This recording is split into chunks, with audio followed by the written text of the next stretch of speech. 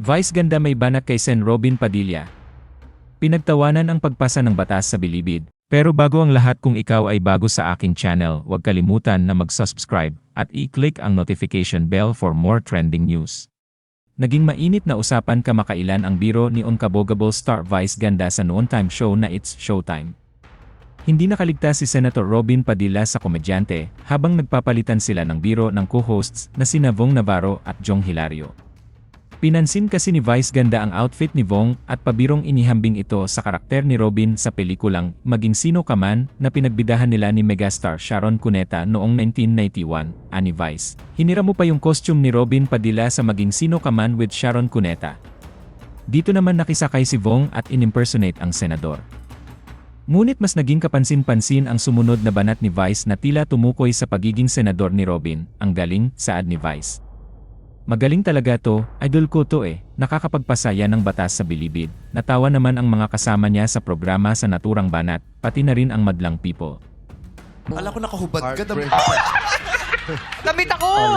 Nagulat ka! Hinira mo pa yung costume ni Robin Padilla sa Maging Sino Ka Man nila ni Sharon Cuneta. Eh, syempre, tol! Dapat ganun tayo! Mahal kita! Basta, my goodness! Kaya magaling talaga to, idol. Bakit? Nakakapagpasaya ng batas sa Bilibid. Matatanda ang nag-ugat ito sa kinalkal na vlog ng misis ng senador na si Mariel Rodriguez Padilla noong 2022 kung saan sinabi niyang may kredibilidad na tumakbong senador ang Mr. dahil nakatapos siya ng criminology sa college. At kahit nakabilanggo ay nagawang makapagsulong ng batas. Binanatan naman ito ng mga netizen matapos questionin ng mga netizen ang naging pahayag ni Mariel. Number one, si Robin nakatapos yan ng college. Meron siyang degree sa criminology. Next, si Robin nung nasa Bilibid nakapagpasa na ng batas. Okay? Without even being a senator. Okay?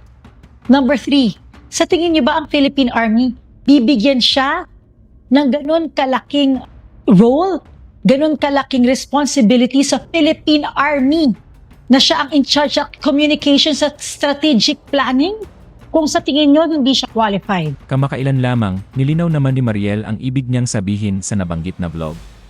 Ipinaliwanag din niya ang bahagi ng kanyang naunang pahayag tungkol sa paggawa ng batas. Ayon kay Mariel, nang sabihin niyang gumagawa na ng batas si Robin habang nasa bilangguan pa. Ang tinutukoy niya ay ang mga panahong nakikibahagi umano ang kanyang mister sa paggawa o pagsusulong ng mga panukalang batas. So sinabi ko na nasa Bilibid pa lang siya, gumagawa na sila ng batas.